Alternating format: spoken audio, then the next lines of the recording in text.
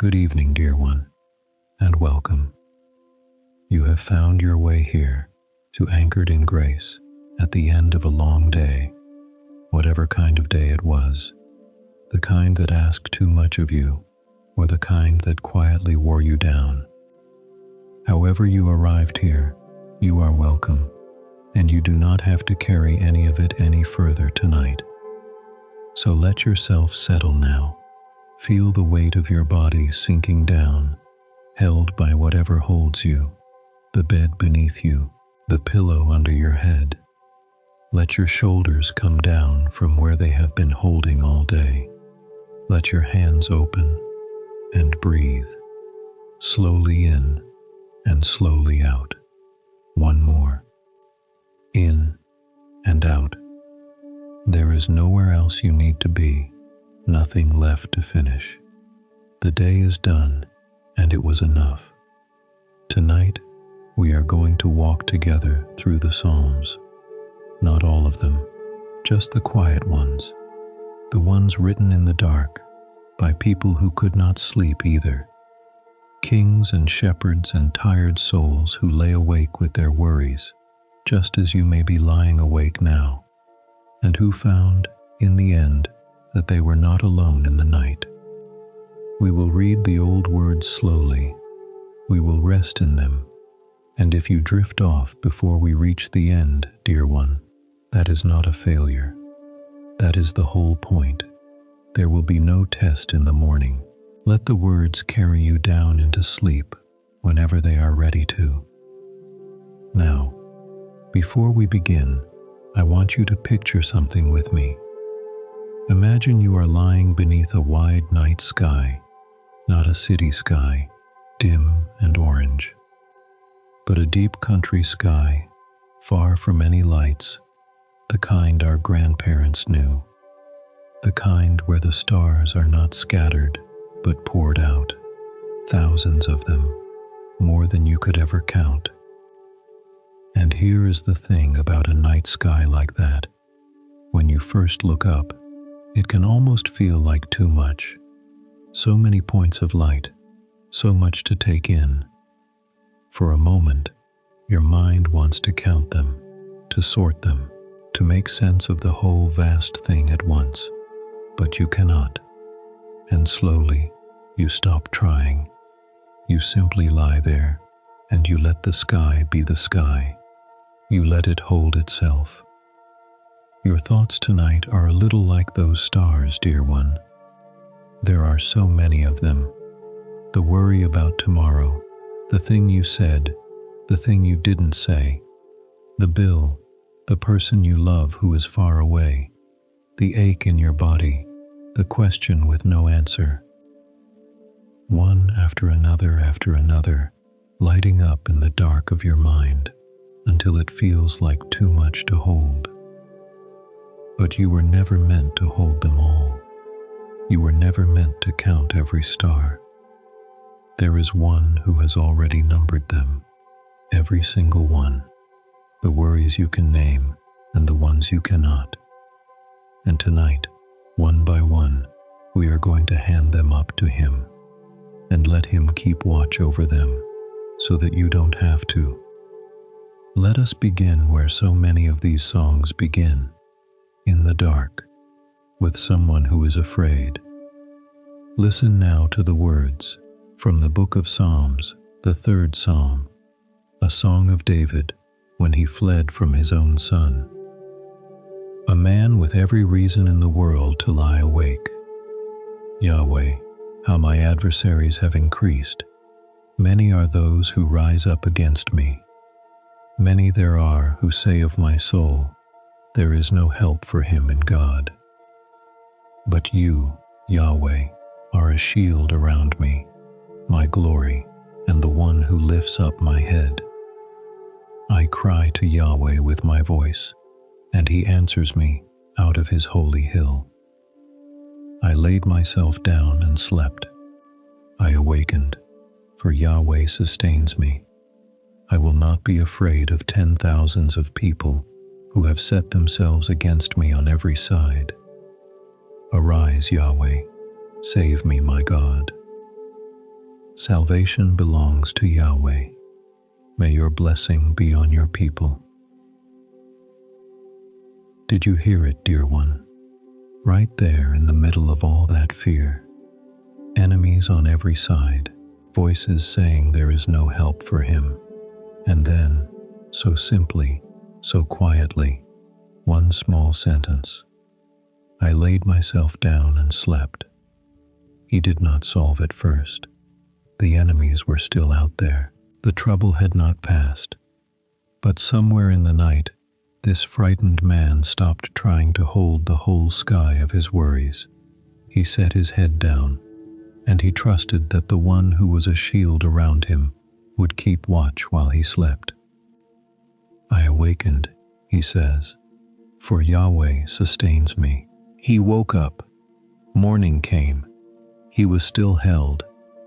That is the promise underneath this whole night, dear one. Not that the troubles vanish, but that you can lay your head down in the middle of them, because someone is awake, and that someone is watching over you. You too can lie down. You too can sleep. And you too will wake, sustained. Let those words settle over you like a blanket pulled up to the chin.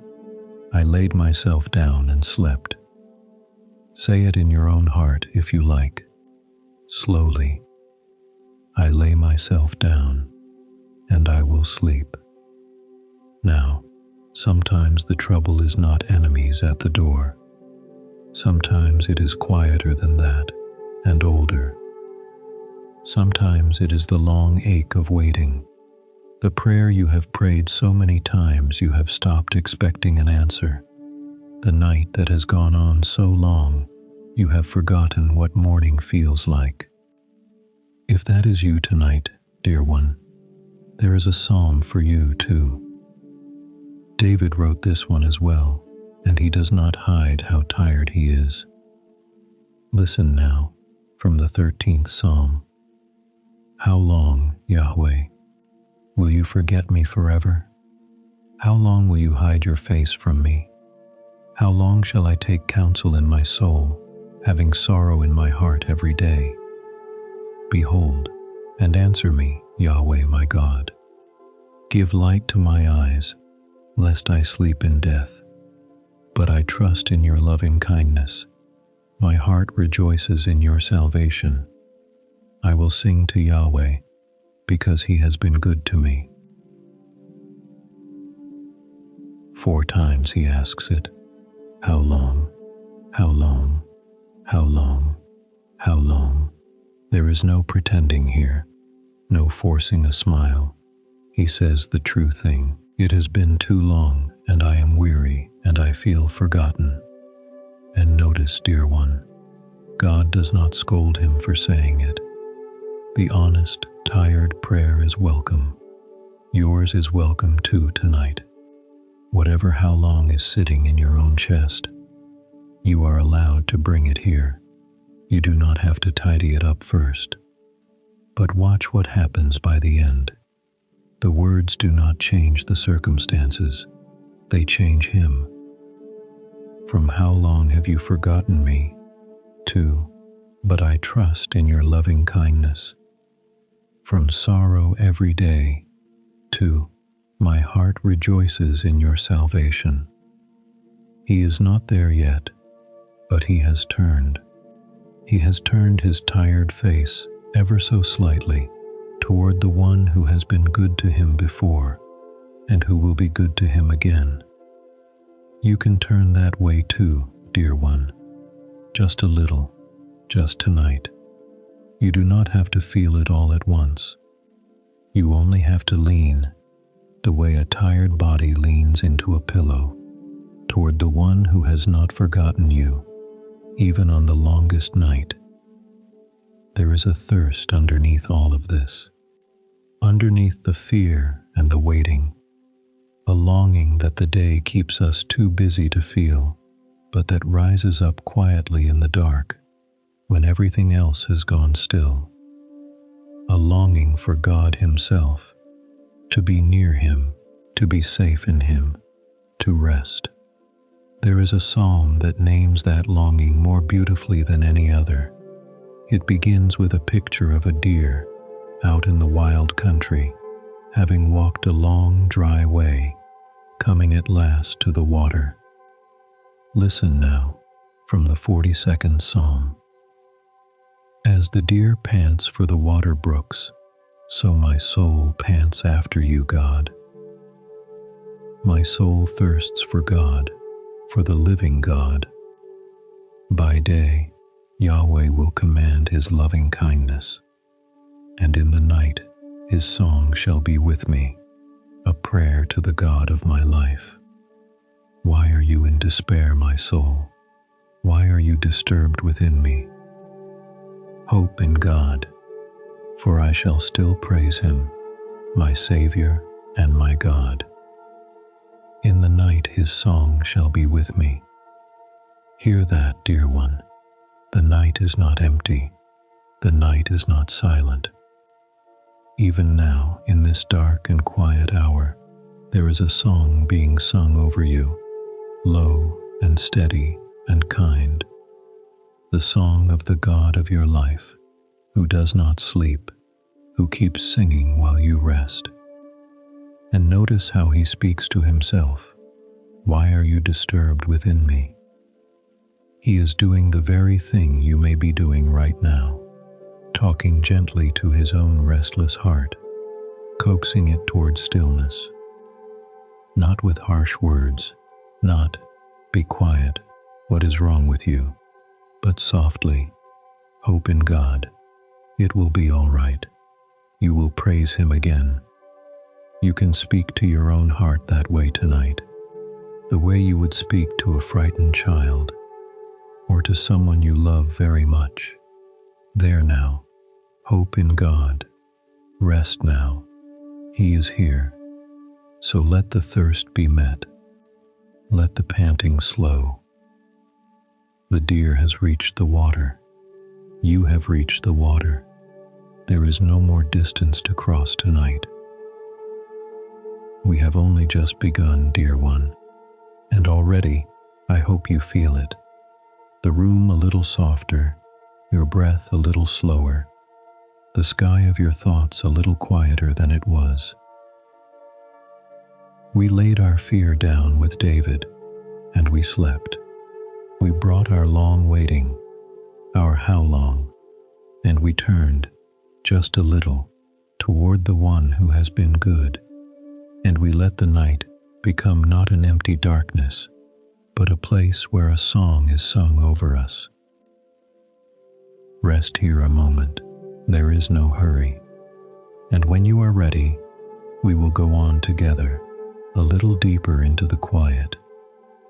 For there is someone here who hears every restless heart, even the ones that cannot find the words.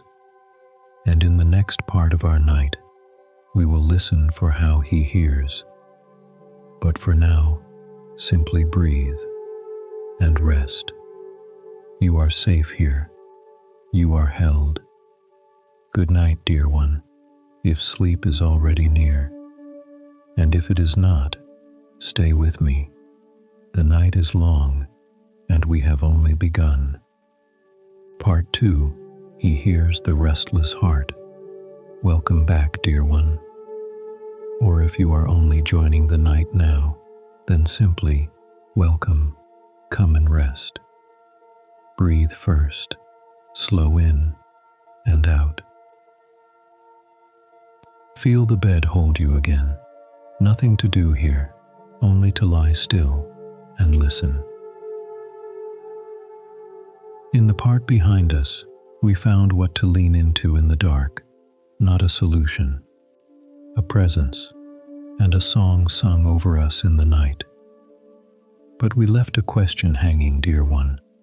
When you pray into the dark, with no one awake to answer, the words can feel like they simply fall. Up a little way, then down, landing nowhere. So tonight's question is the one that lives underneath all the others. Does he hear me? Even now, even the cry with no words in it. the Psalms answer over and over. Listen. The fifth psalm is a prayer born from a sleepless night, and in it, David asks God to listen to something surprising. Not his words. Listen. Give ear to my words, Yahweh. Consider my meditation. Listen to the voice of my cry, my King and my God. For I pray to you, Yahweh, in the morning you will hear my voice. In the morning I will lay my requests before you, and will watch expectantly. For you will bless the righteous, Yahweh. You will surround him with favor as with a shield.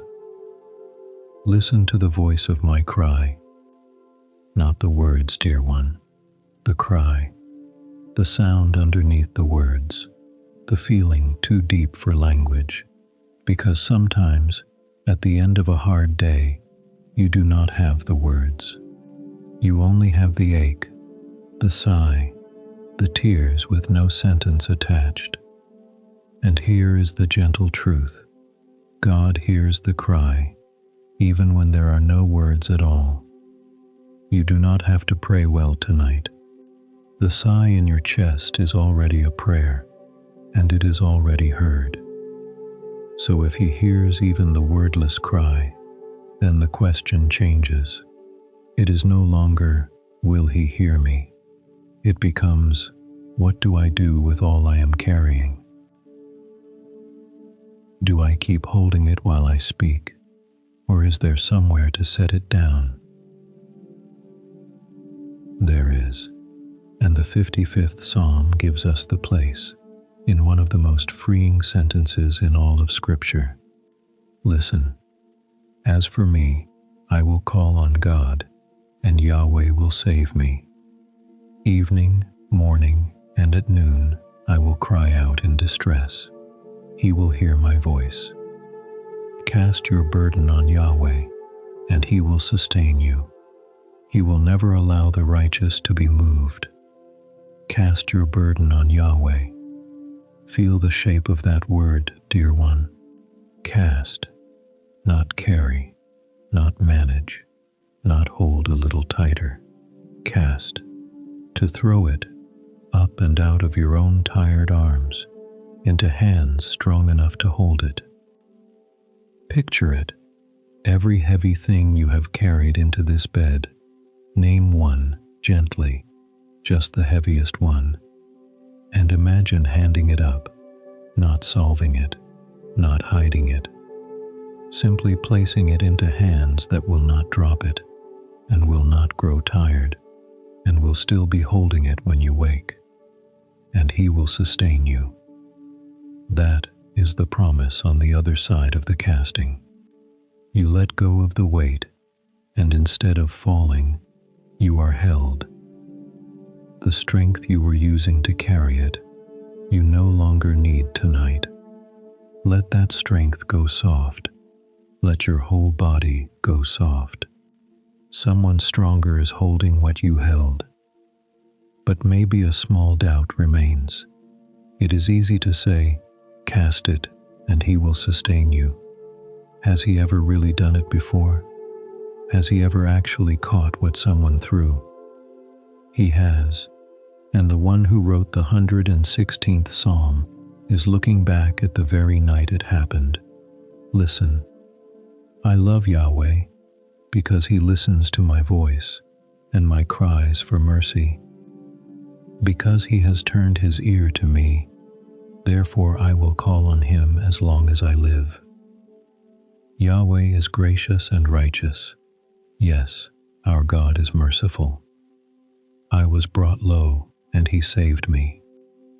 Return to your rest, my soul, for Yahweh has dealt bountifully with you. He has turned his ear to me. There is the answer to the doubt, dear one. The great God of all the stars, the one who numbered every one of them, turning his ear, bending down, leaning close, the way a parent leans down to catch the whisper of a sleepy child. That is the God who hears you, not distant, not too busy, bent low, near to your pillow, listening. And then, that line, say it slowly with me. Return to your rest, my soul. He is telling his own soul to come home, to come back to rest, the way you come back to a warm house after being out in the cold. For Yahweh has dealt bountifully with you. Look how far he has already carried you. Return to your rest, dear one. Your soul has been out in the cold long enough. It has been running and reaching and worrying. Now it may come home. So look what this part gave us. We ask the question that lives in the dark. Does he hear me? And the old songs answered, one by one. He hears the voice of your cry, even without words. He invites you to cast the weight and be sustained, and he has done it before, turning his ear, bending low, calling the weary soul home. There is nothing left to hold up right now. Let your arms rest. Let the weight be his tonight. And yet, dear one, you may notice something as you lie here. The hands have let go of the weight, and still the mind keeps churning. The body is in bed, but the inside of you is still out in the wind. Setting the burden down did not stop the storm within. So where do you go when the storm will not stop? Not to end it, but to be safe inside it. That is where we go next. For now, simply breathe and rest. You are heard. You are held. Stay with me. Part 3. A refuge when the storm won't stop. That is the honest truth of many nights, dear one. Letting go of the burden does not always calm the sea. So we will not go looking to stop the storm. We will look instead for a place to be safe inside it. And the Psalms give us one. The 46th Psalm was written for exactly this. It does not pretend the world is calm. It names the very worst, and then plants its feet. Listen. God is our refuge and strength, a very present help in trouble. Therefore we won't be afraid, though the earth changes, though the mountains are shaken into the heart of the seas, though its waters roar and are troubled. There is a river whose streams make the city of God glad. God is within her. She shall not be moved. God will help her at the break of day. Be still and know that I am God. Here where the calm is, dear one, it is not out there. The mountains are still falling into the sea. The waters are still roaring. The psalm does not quiet the storm. Puts a refuge in the middle of it, a very present help, present, right here, not far off. And in the middle of all that roaring, one line goes quiet. There is a river whose streams make the city glad. Outside, the sea crashes. Inside the city, a river, not crashing, flowing, soft and steady and glad. That is a soul that has found its refuge. The storm may still sound at the walls, but deep inside, a quiet river runs. Then the voice itself speaks. Be still and know that I am God. Not fix it, not understand it.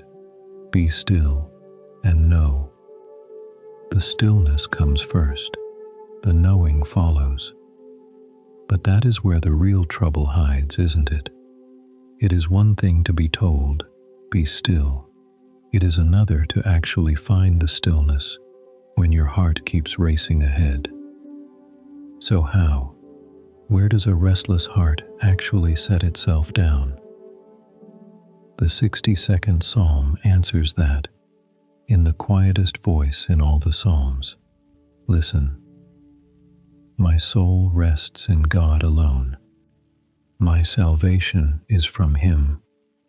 He alone is my rock and my salvation, my fortress. I will never be greatly shaken. My soul, wait in silence for God alone, for my expectation is from Him. He alone is my rock and my salvation. I will not be shaken. Trust in Him at all times, you people. Pour out your heart before Him. God is a refuge for us. My soul rests in God alone. There is the answer, dear one. The heart does not find stillness by trying harder to be still. It finds stillness by finding the rock. You do not calm yourself. You lean on what cannot be shaken, and the calm comes as a gift. And hear that one word, alone. God alone. Twice He says it. Because a restless heart is a heart with too many rocks. It leans on tomorrow going well, on the phone call coming, on being strong enough, and every one of those can be shaken. So a soul that leans on them is never quite still. But here, one rock, one fortress, the one that will not move. Wait in silence for God alone, and I will not be shaken. Feel your body settle onto that, the way you settle onto solid ground and stop bracing. The rock is holding you now. And then, the tenderest permission of all, pour out your heart before Him.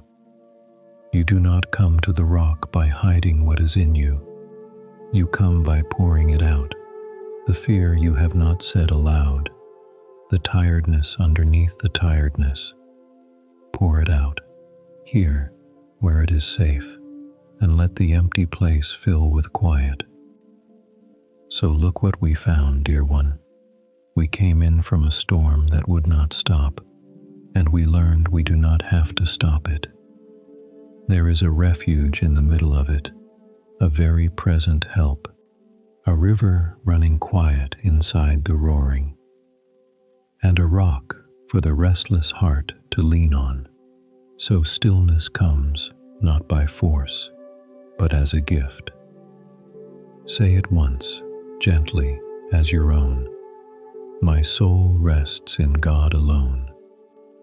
And now, having found the refuge, there is one more thing to learn about it, what it is like to actually be inside, not just safe from the storm, but covered, warm, held close, the way a small bird is held under a wing, all the way through the night.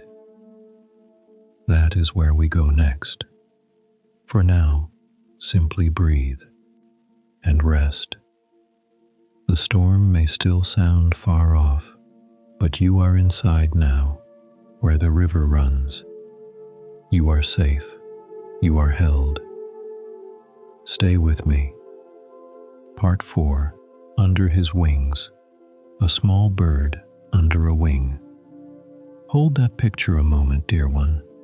It is one of the oldest pictures of God in all of Scripture, and one of the gentlest. Think of what it means for the small one. The wing comes down, and the world goes soft, and dark, and warm. The wind still moves outside. The night is still cold out there. But under the wing, pressed close to something alive and steady, the small bird does not need to understand the storm. It does not need to be brave. It does not need to be still by its own effort. It only needs to stay where it has been covered and let the warmth of the larger life hold it. That is a picture worth carrying down into sleep, dear one. Not a fortress you must defend, not a wall you must build. Just a wing, already lowered, and you already underneath it. The 91st Psalm is built entirely on that picture. Of all the Psalms, it is the one people have reached for most often in the dark, the one whispered in hospital rooms and on long nights of worry for thousands of years. Listen, he who dwells in the secret place of the Most High will rest in the shadow of the Almighty. I will say of Yahweh, He is my refuge and my fortress, my God, in whom I trust. He will cover you with His feathers. Under His wings you will take refuge. His faithfulness is your shield and rampart. You shall not be afraid of the terror by night, nor of the arrow that flies by day. For He will put His angels in charge of you, to guard you in all your ways. You shall not be afraid of the terror by night. Hear how tenderly this psalm knows you, dear one. It does not speak of the troubles of the day only. It names the terror by night, the fear that comes when the lights are out, the worry that seems small and manageable at noon, and then grows large and shapeless and looming in the dark. Whoever wrote this psalm knew that fear by name, they had lain awake with it too. And to that very fear, the fear you may be holding right now, the psalm says gently, you shall not be afraid. Not because the night is empty, not because there is nothing out there, but because you are covered. He will cover you with His feathers. Under His wings you will take refuge. You do not have to be strong tonight, any more than the small bird has to be strong. You only have to stay where you have been covered, to let the wing come down and the world go soft and warm and dark around you. And hear that last promise once more, because it is meant for the hours just ahead of you. He will put His angels in charge of you, to guard you in all your ways. While you sleep, dear one, you will not be unguarded. There is a watch being kept over you that you will never see and never have to keep yourself. All those nights you lay awake, feeling you had to stay alert, had to keep watch over your own life, your own worries, your own tomorrow. You may lay that watching down now. It is being done for you by one who does not tire and does not look away. So let your guard come down, not because the world is safe, but because you are kept. Feel the difference in your body between those two. Guarding yourself is tense. Being kept is soft. Tonight, you are kept. But maybe, even here, even under the wing, something in you hesitates. It is one thing to be covered. It is another to know how to get there when your own strength is gone and you cannot climb to safety by yourself. What if I cannot reach the shelter on my own? What if I am too tired even to run to it? Then hear the 61st Psalm, dear one. It is the prayer of someone at the very end of their strength, and it asks to be carried the rest of the way. Listen. Hear my cry, God. Listen to my prayer. From the end of the earth, I will call to you when my heart is overwhelmed. Lead me to the rock that is higher than I. For you have been a refuge for me, a strong tower from the enemy. I will dwell in your tent forever. I will take refuge in the shelter of your wings. Lead me to the rock that is higher than I. Do you feel how much rest is hidden in that one line, dear one? He does not say, help me climb. He does not say, give me the strength to reach it. He says, lead me there. Take me by the hand, because my heart is overwhelmed, and I cannot find the way myself. That is a prayer you are allowed to pray tonight. Perhaps it is the only one you have strength for. You do not have to reach the shelter by your own effort. You do not have to work your way to peace, or think your way to calm, or earn the rest by trying hard enough. You only have to whisper, "Lead me there," and be led. The rock is higher than you. That is the whole comfort of it. It is stronger than your strength, and it does not depend on your strength at all. I will dwell in your tent forever. I will take refuge in the shelter of your wings. From the end of the earth, overwhelmed, carried the last of the way, and sat down at last inside the shelter. Home. And once you are there, carried in and set down, a quiet question may still remain. It is one thing to be covered. It is another to feel wanted there. To know you are not merely tolerated in the shelter, not just allowed in out of pity, but longed for. So does the shelter want me, or am I only hiding in it, hoping not to be noticed? The one who wrote the 63rd Psalm answers that, and he answers it from his own bed, in the dark, in the middle of the same long night you are in now. Listen. God, you are my God. I will earnestly seek you. My soul thirsts for you. My flesh longs for you, in a dry and weary land where there is no water. Because your loving kindness is better than life, my lips shall praise you.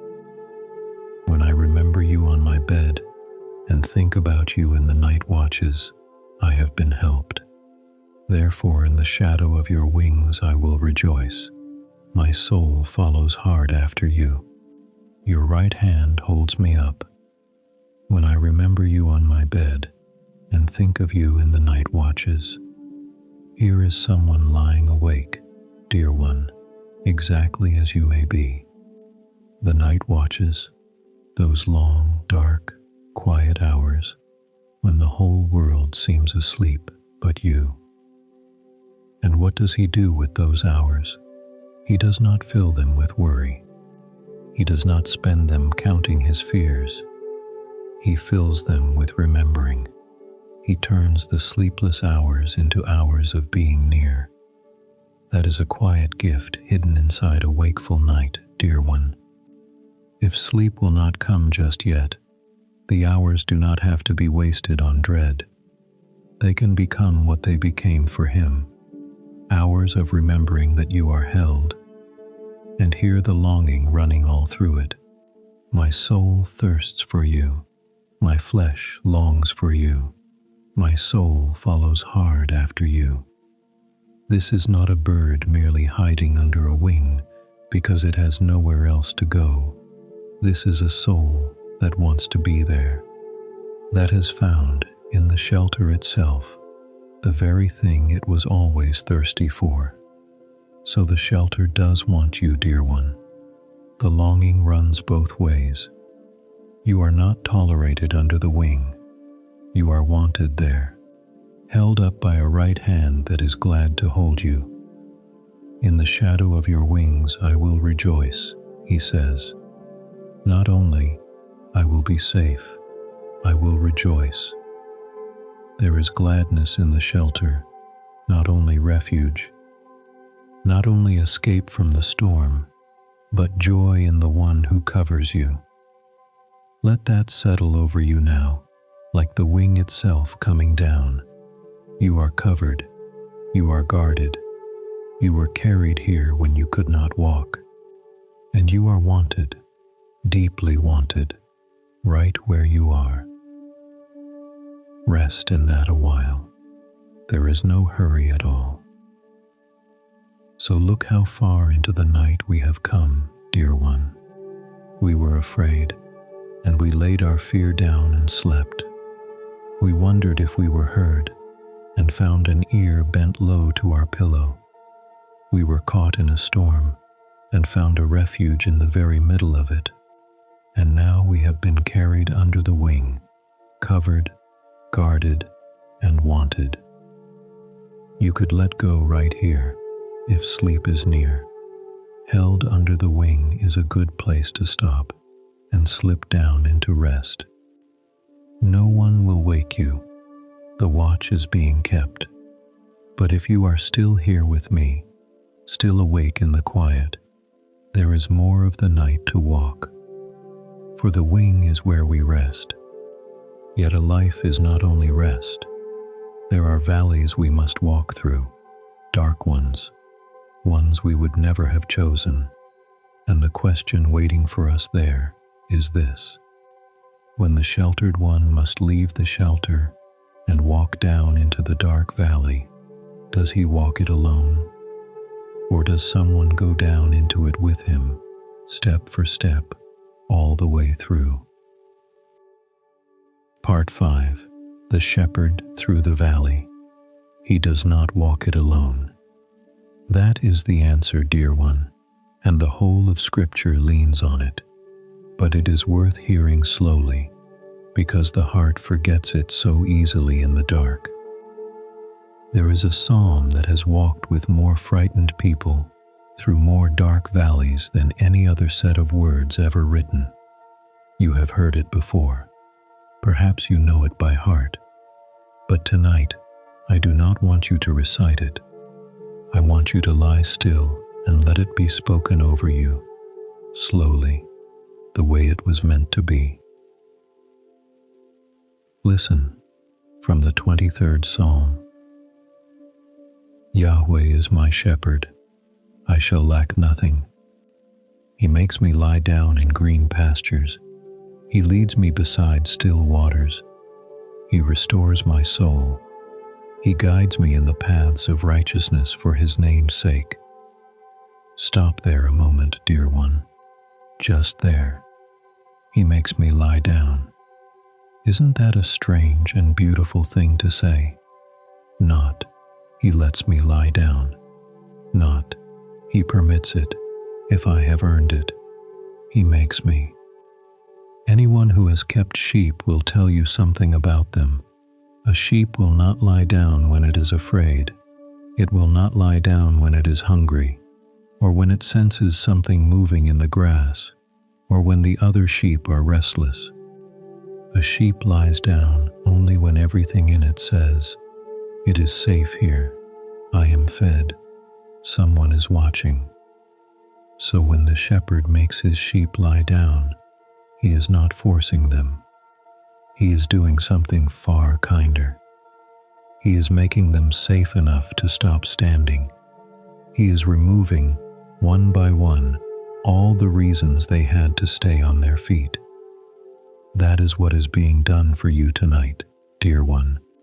Not commanded, tended. The reasons you had to stay standing, to stay alert, to keep watch over your life, are being taken from you one by one, until there is nothing left to do but lie down. He leads me beside still waters. Sheep will not drink from rushing water. The noise frightens them, so a good shepherd finds the quiet place, or he dams the stream himself with his own hands until a still pool forms that his tired flock can drink from without fear. He has done that for you. He has made a still place in the middle of a rushing day. It is this. It is right here, this hour, this quiet, this bed. Drink from it, dear one, slowly. It was prepared for you. He restores my soul. Say that one to yourself. Not, he improves my soul. Not, he corrects it. He restores it. To bring something back to what it was meant to be. To find what was worn thin and make it whole again. Whatever the day took out of you, whatever it wore down, it is being put back tonight, quietly, while you rest and do nothing at all. But the psalm does not stop in the green pasture, and that is why we trust it. because if it stopped there, it would only be for the easy seasons, and it would be no use to you on the hardest night. The path goes on, and it goes down. Listen, even though I walk through the valley of the shadow of death, I will fear no evil, for you are with me. Your rod and your staff, they comfort me. You prepare a table before me in the presence of my enemies. You anoint my head with oil, my cup runs over. Surely goodness and loving kindness shall follow me all the days of my life, and I will dwell in Yahweh's house forever. Hear the small word that changes everything, dear one. Through. I walk through the valley, not into it and no further, not down and never out, through. The valley has another side. It was never the destination. It is only the path between one green place and the next. Whatever valley you are in tonight, the one you may have carried into this bed with you, hear that word laid over it, through. You are not being left there. You are being brought through. And then, the very center of the psalm, the place where everything turns. Listen to how it changes. For the first half, the shepherd is spoken of as he. He makes me lie down. He leads me. He restores. But the moment the valley comes, the moment the darkness closes in, the words change. For you are with me. He stops speaking about the shepherd. He starts speaking to him. Because in the valley, the shepherd is no longer somewhere ahead. He is right there, close enough to speak to, close enough to touch. That is what the dark places do, dear one. They do not take him away. They bring him near. The valley is not where God is absent. It is where he comes closest. Your rod and your staff, they comfort me. Two tools in the shepherd's hands. The rod, to drive off what would harm the flock. The staff, with its curved end, to reach down and lift a sheep that has slipped and draw it gently back to the path. One to protect you, one to retrieve you. So even if you have wandered, dear one, even if you have slipped, there is a curve in that staff shaped exactly for lifting you back. You have not gone too far. You are still within reach. And in the middle of that dark valley, with enemies still watching, he does something no one would expect. You prepare a table before me, not a fortress, not a weapon, a table. He sits his frightened one down in the middle of the danger and feeds him and pours until the cup runs over. That is what tonight is, dear one, a table in the middle of it. The trouble has not gone, but you have been sat down and fed and poured for, more than you needed, until it spills. But there may be a night, dear one, when even walking is beyond you, when you cannot follow the shepherd because you have nothing left to follow with, when the valley has taken the last of your strength and you cannot take another step, not even one. What then? What happens to the sheep that cannot walk? The 28th Psalm knows, and it ends with a promise that goes beyond leading. Listen. Blessed be Yahweh, because he has heard the voice of my petitions. Yahweh is my strength and my shield. My heart has trusted in him, and I am helped. Therefore my heart greatly rejoices. Save your people, and bless your inheritance. Be their shepherd also, and bear them up forever. Bear them up forever. There it is, dear one. That is the answer for the night when you cannot walk. The shepherd does not only lead, he carries. Picture it if you can. The lamb too tired to go on, not scolded for it, not left behind, simply lifted and laid across the shoulders and carried the rest of the way home, feeling the steady rise and fall of the shepherd's breathing beneath it, feeling the ground move past without having to move at all. If tonight is a night when you have nothing left, that is not a failure, dear one. That is simply the night you are carried. You do not have to walk. You do not have to keep up. You may go limp, the way a sleeping child goes limp in the arms that hold it. Be their shepherd and bear them up forever. Let your body do that now. Let it go heavy. Let it stop holding itself up. You are being carried tonight. So this is what the valley taught us, dear one, that we are made to lie down, not by force, but by being made safe enough to stop standing, that the dark place is walked through, never merely into, that the shadow does not take the shepherd away, but brings him near enough to speak to, and that when the last of your strength is gone, you are not left. You are lifted and carried. Surely goodness and loving kindness shall follow me all the days of my life. Following you, dear one, behind you, even now, even here, even on this night. Rest a while in that. There is nowhere you need to get to. But there is one more thing about this shepherd that the night is ready to tell you. For if he is carrying you, then he is awake. All through these dark hours, while the whole world sleeps, while you drift and wake and drift again, someone is not sleeping at all. And I want you to hear who that is and what he is doing in the long hours between now and morning.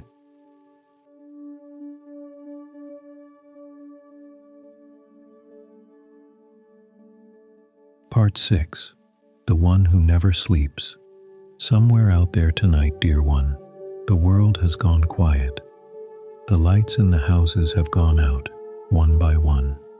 The traffic has thinned to almost nothing. The people you love are lying down, wherever they are. The whole earth is turning slowly into its own darkness, and nearly everything on it has closed its eyes. But not everything. There is one psalm that steps out into that quiet and says something the tired heart needs more than almost anything else. It is short, it is very old, and people have carried it up mountains and through wars and into hospital rooms for 3,000 years. Listen, from the 121st Psalm. I will lift up my eyes to the hills. Where does my help come from? My help comes from Yahweh, who made heaven and earth. He will not allow your foot to be moved. He who keeps you will not slumber. Behold, he who keeps Israel will neither slumber nor sleep. Yahweh is your keeper. Yahweh is your shade on your right hand. The sun will not harm you by day, nor the moon by night. Yahweh will keep you from all evil. He will keep your soul. Yahweh will keep your going out and your coming in from this time forward and forevermore.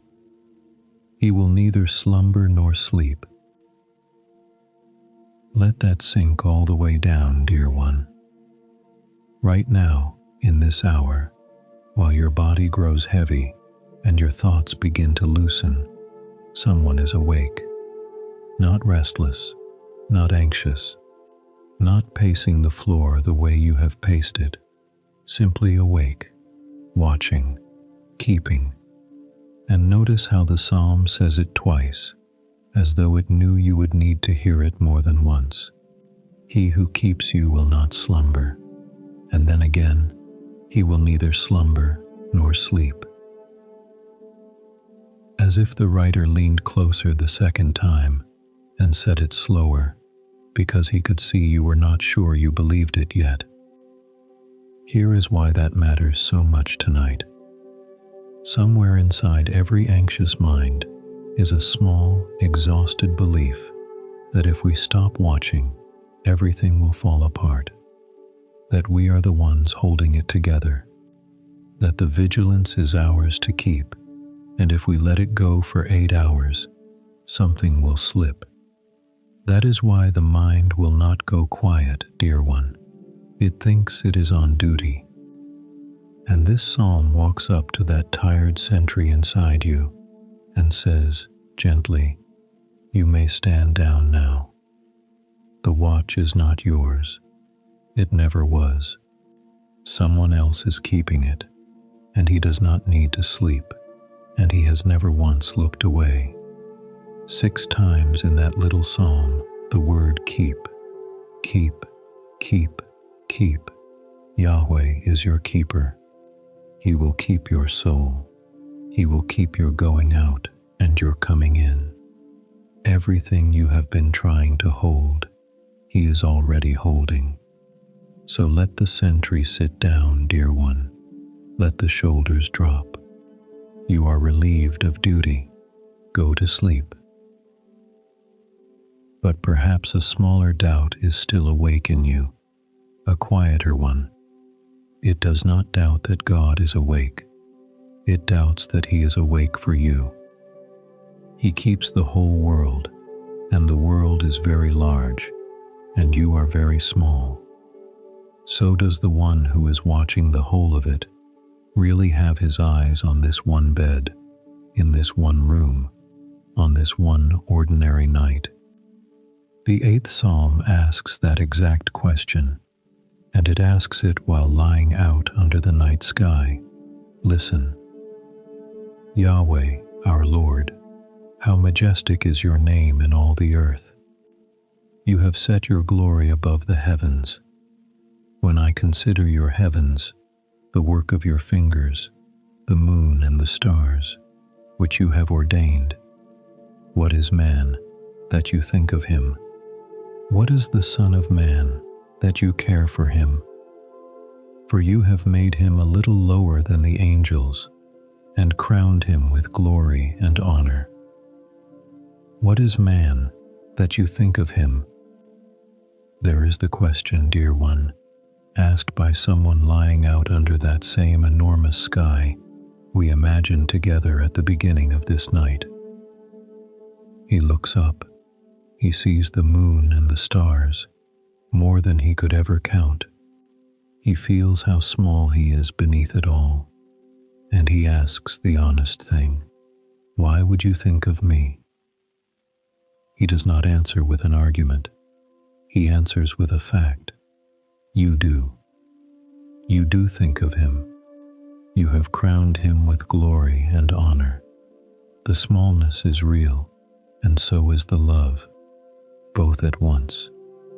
And do you notice what he calls the stars? The work of your fingers. Fingers, not fists, not machinery, fingers. The word you would use for something made carefully, up close, by hands that were paying attention. The same hands, dear one, that made the stars, made you, with the same attention, with the same care. You are not an afterthought beneath that sky. You are one of the things it was made to shine over. And now, dear one, we come back to where this whole night began. Do you remember? The sky poured out with stars, too many to count, and your thoughts like those stars, one worry lighting up after another in the dark, until it felt like too much to hold. And I asked you a question, and asked you to carry it into the night with you. What if you were never meant to count them? What if there is someone who already has? Here is the answer, dear one. It was waiting for you all along. In the 147th Psalm, listen carefully to the two things it puts side by side. He heals the broken in heart and binds up their wounds. He counts the number of the stars. He calls them all by their names. Great is our Lord, and mighty in power. His understanding is infinite. Yahweh upholds the humble. Read those two lines again in your heart, dear one, and notice that they are sitting right next to each other. He heals the broken in heart and binds up their wounds. He counts the number of the stars and calls them all by their names. The same verse, the same breath.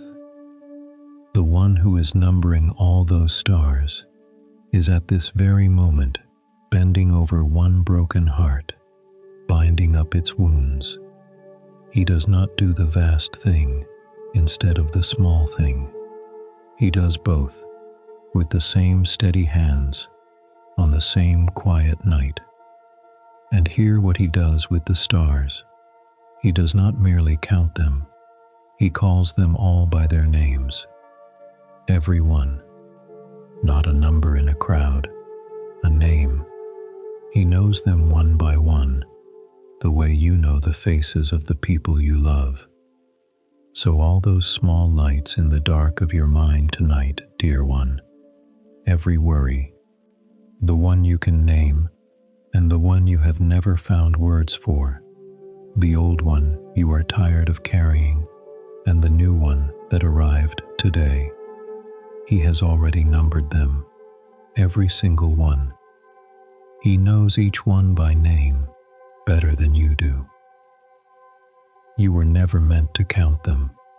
You were only ever meant to lie beneath them and let the sky be held by the one who made it. So stop counting now, dear one. Let the sky be the sky. Let it be his. He is awake. He is counting. He is calling each one by name. And he is not going to sleep. You can. Rest here a while. Breathe slow. Nothing is unwatched. Nothing is unnamed. Nothing has been forgotten. And yet there is one more thing to know, dear one, and it is perhaps the most astonishing of all. He knows the number of the stars. He knows the name of every worry in your mind. But how well does he know you? Not your troubles. You. The parts you have never shown anyone. The thoughts you would not say out loud. The self you are when no one is watching at all. Does he know that too? And if he does, could he possibly still want to stay? Part 7. Fully known, fully held. He does. He knows all of it, dear one. And that is either the most frightening sentence in the world or the most comforting one you will ever hear. Tonight, I want you to hear which. There is a psalm about being completely known, not partly, not the version of you that other people get to see, all of it. Listen, from the 139th Psalm. Yahweh, you have searched me, and you know me. You know my sitting down and my rising up. You perceive my thoughts from afar. You search out my path and my lying down, and are acquainted with all my ways. For there is not a word on my tongue, but behold, Yahweh, you know it altogether. You hem me in behind and before. You laid your hand on me. This knowledge is beyond me. It is lofty. I cannot attain it. You know my sitting down and my rising up. Small things, dear one. Notice that, not the great moments of your life, the ordinary ones, the way you sit down at the end of a long day, the way you get up in the morning, and how hard it was today. He is acquainted with all your ways, acquainted, familiar with them, the way you are familiar with a road you have walked 1,000 times. And this, you perceive my thoughts from afar. Every thought that has been circling your mind tonight, dear one, round and round, the ones you would be embarrassed to say out loud, the tired ones, the ugly ones, the frightened ones. He has already perceived every one of them. They are not news to him. They did not shock him. There is not a word on my tongue, but you know it altogether. So you may stop editing yourself here. There is no performance to keep up in this bed. Nothing to hide, nothing to arrange, nothing to make presentable first. You are already known, completely, and you can lay down the exhausting work of being seen a certain way, because there is no one here to convince. But that is exactly where the fear rises, isn't it, dear one? Because if he knows all of it, the whole unedited truth of you, then surely he would want to look away. Surely he would want distance. And so, quietly, in the dark, a part of us begins to hide. So where do you go when you are afraid of being seen?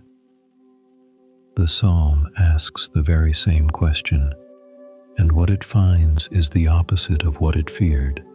Listen. Where could I go from your spirit, or where could I flee from your presence? If I ascend up into heaven, you are there.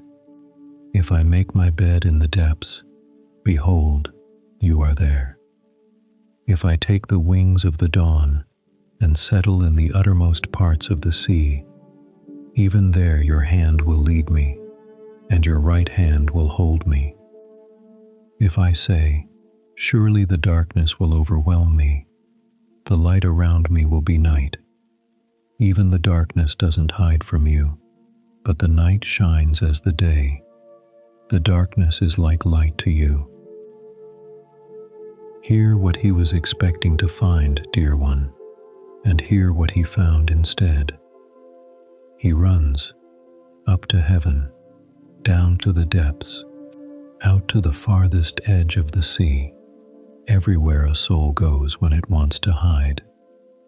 And everywhere he arrives, God is already there. But listen to what God is doing when he gets there. Not standing with folded arms, not waiting to accuse. Even there your hand will lead me, and your right hand will hold me. He was fleeing a judge. He found a hand, reaching for him at the ends of the earth, not to catch him, to hold him. That is the turn, dear one. The one who knows everything about you is not chasing you down to expose you. He has gone ahead of you to be there when you arrive, with his hand already out. And then, that line for the anxious ones. Even the darkness doesn't hide from you. The night shines as the day. The dark that feels so heavy to you right now, dear one. The dark in the room, and the darker place inside where the worries live, the place you cannot see into yourself. To him it is simply lit, bright as noon. He is not fumbling in there. He sees it all clearly, and he has not left.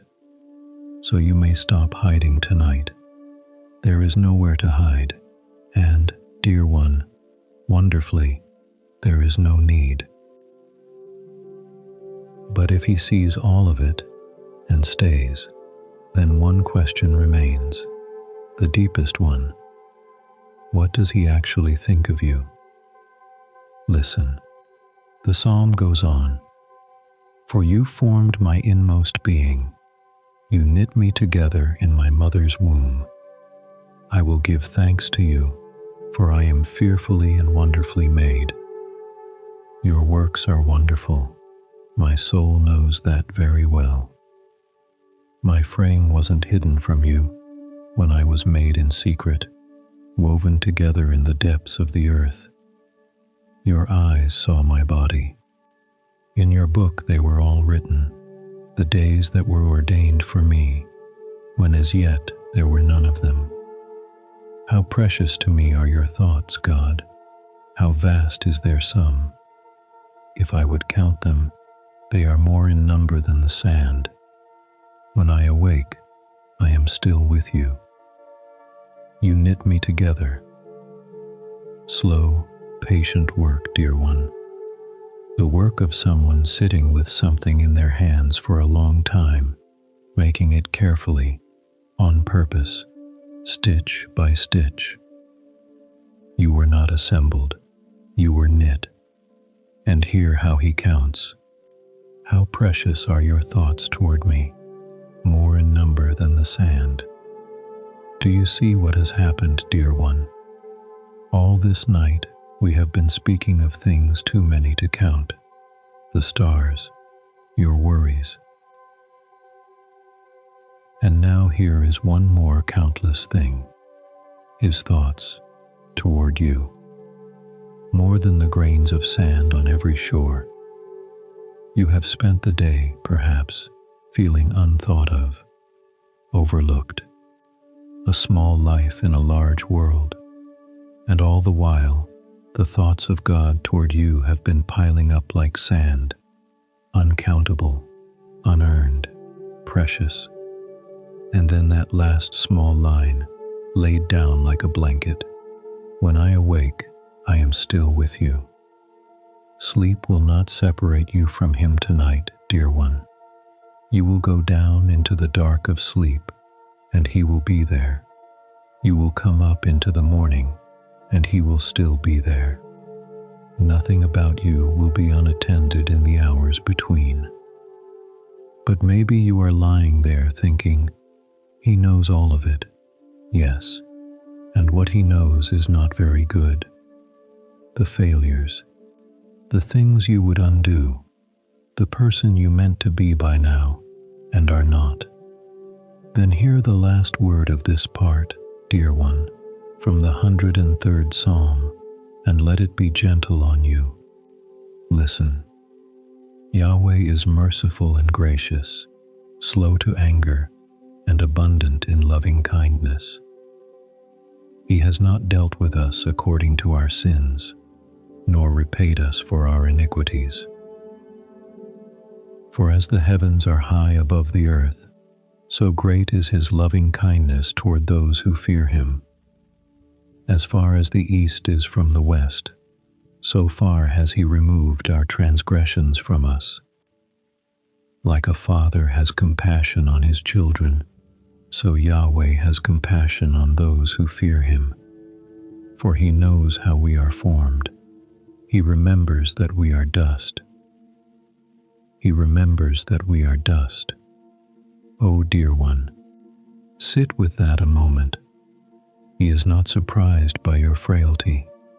He is not disappointed to discover that you got tired today, that you were not strong enough, that you snapped, that you could not carry it all. He knows how you are formed. He remembers what you are made of.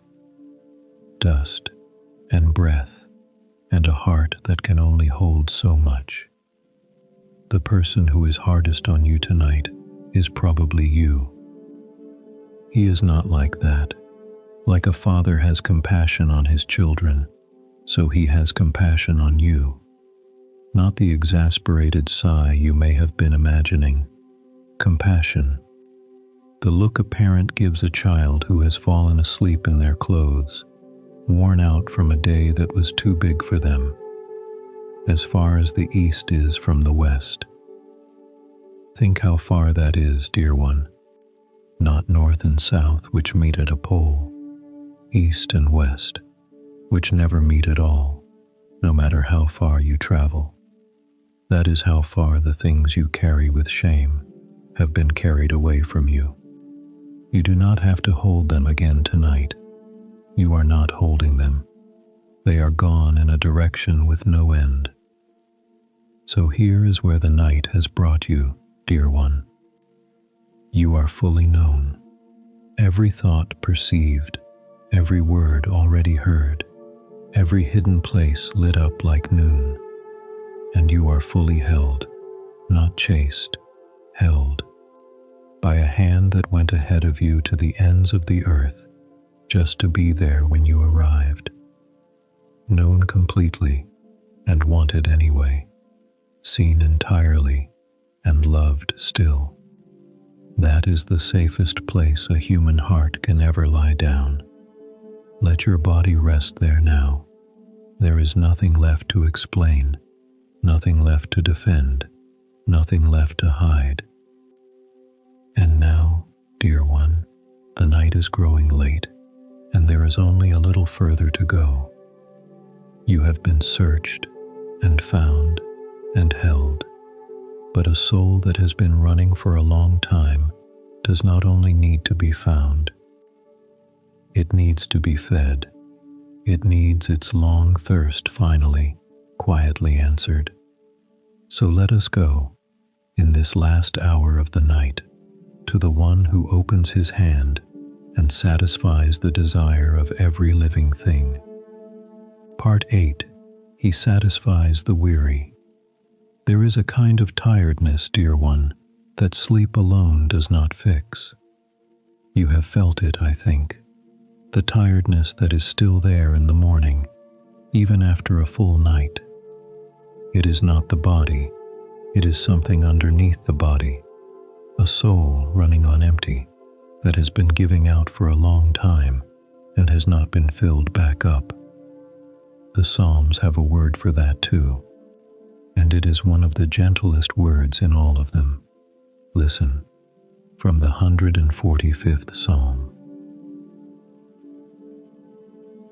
Yahweh upholds all who fall, and raises up all those who are bowed down. The eyes of all wait for you. You give them their food in due season. You open your hand and satisfy the desire of every living thing. Yahweh is righteous in all his ways, and gracious in all his works. Yahweh is near to all those who call on him. You open your hand. Feel the ease of that, dear one. Not, you clench your fist and give sparingly. Not, you unlock a door and count out what has been earned. You open your hand, the way a hand opens when there is nothing to hold back, the way you scatter grain to birds who did nothing to deserve it, simply because you have it, and they are hungry, and you are glad to feed them. And what does that open hand satisfy? The desire of every living thing. Every one, dear one, the sparrow on the roof, the fox in the dark field, the child asleep in the next room, and you, lying here, bowed down, tired in a way you could not explain to anyone today. He raises up all those who are bowed down, not some, all. You are not the exception, dear one. You have never been the exception, but that raises the question of how. How does a soul that has run dry actually get filled again? Not talked at, not lectured into feeling better. Filled. What does that even look like? The 65th Psalm shows you, and it shows you with dirt and rain, which is how God so often answers a tired thing. Listen. You visit the earth and water it. You greatly enrich it. The river of God is full of water. You provide them grain. You drench its furrows. You level its ridges. You soften it with showers. You bless it with a crop. You crown the year with your bounty.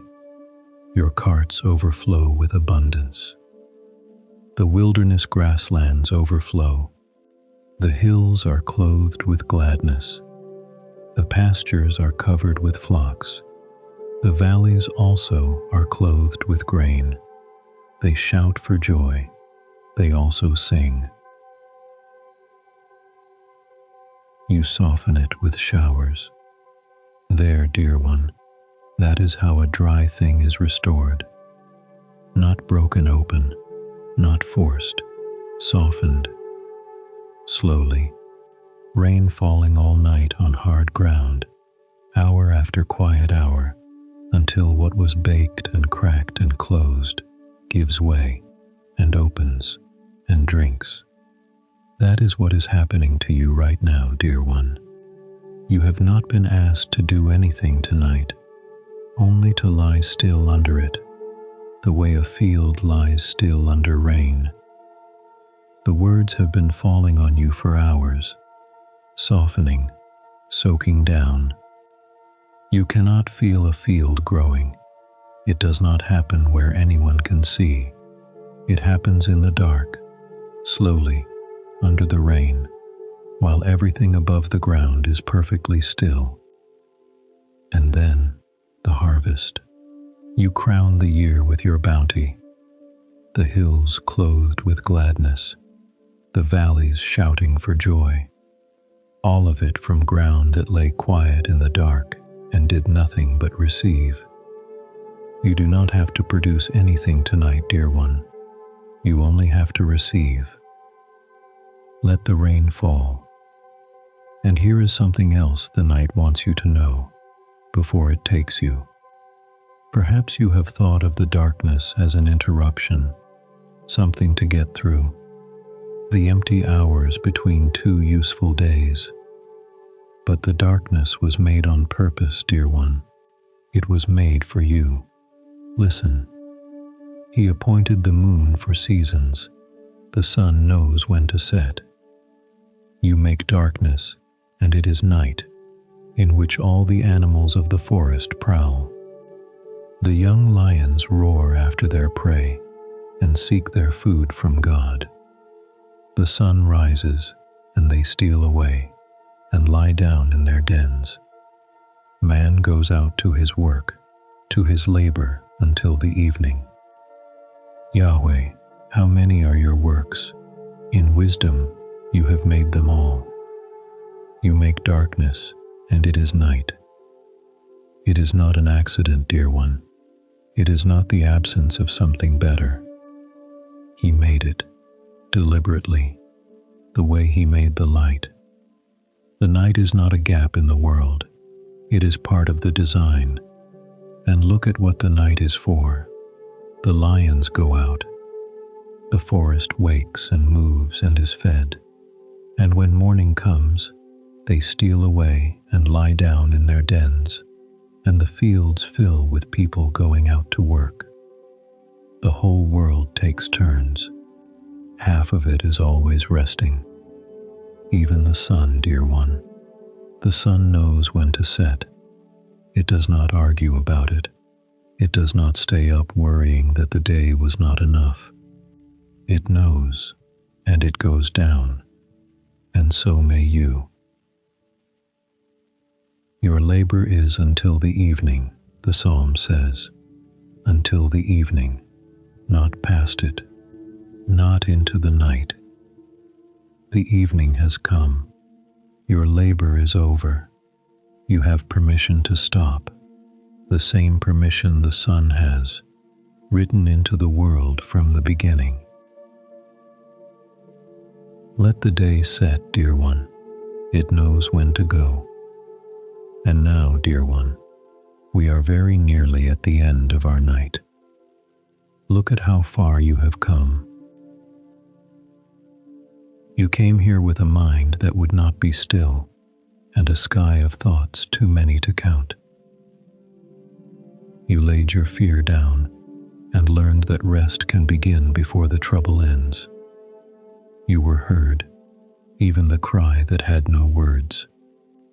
You found a refuge in the middle of the storm and a rock beneath your restlessness.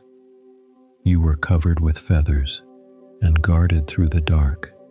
You were carried through a valley you could not walk. You learned that someone is awake, counting the stars and naming each one, and binding up broken hearts with the same hands. You were fully known and fully held, and you have been softened by rain and fed from an open hand. There is nothing left to do. There is nothing left to carry. There is nothing left to prove. So let the last words of this night be the smallest and quietest ones. From the 131st Psalm, listen. Yahweh, my heart isn't arrogant, nor my eyes lofty. I don't concern myself with great matters, or things too wonderful for me. Surely I have stilled and quieted my soul, like a weaned child with his mother. Like a weaned child is my soul within me. Like a weaned child with his mother. Do you see the picture, dear one? A small child, held, not crying to be fed, not reaching, not wanting, not fussing for anything at all, simply resting against the one who holds him, content to be there, wanting nothing more than this. That is your soul tonight, stilled, quieted, not because it got all its answers, but because it is being held, and that turned out to be enough. I don't concern myself with great matters, or things too wonderful for me. Lay them down, dear one, all the great matters, the things too big for you, the problems you have been turning over and over. They are not yours to solve at this hour. They will still be there in the morning, and so will he, and you will face them together, rested. But not now, not tonight. So close your eyes now, dear one, if they are not already closed. Let your breathing go slow and deep. Let your body grow heavy. Let your hands fall open. Above you, though you cannot see them from your bed, the stars are out, thousands of them, more than you could ever count, and every single one has a name. Every single one is known. The one who named them is awake, and he is not going to sleep, and he is watching over this house, and this room, and this bed, and you. You do not have to count anything. You do not have to hold anything. You do not have to keep watch. It is all being done, gently, by hands that have never once grown tired. And so, dear one, with the sky held, and your worries named, and your soul quieted like a small child in the arms of the one who loves it, there is only one thing left to say. It is the 4th Psalm, and it has been waiting for you all night. In peace, I will both lay myself down and sleep. For you alone, Yahweh, make me live in safety. In peace. Good night, dear one. Sleep now. You are safe. You are held. You are loved. Sleep.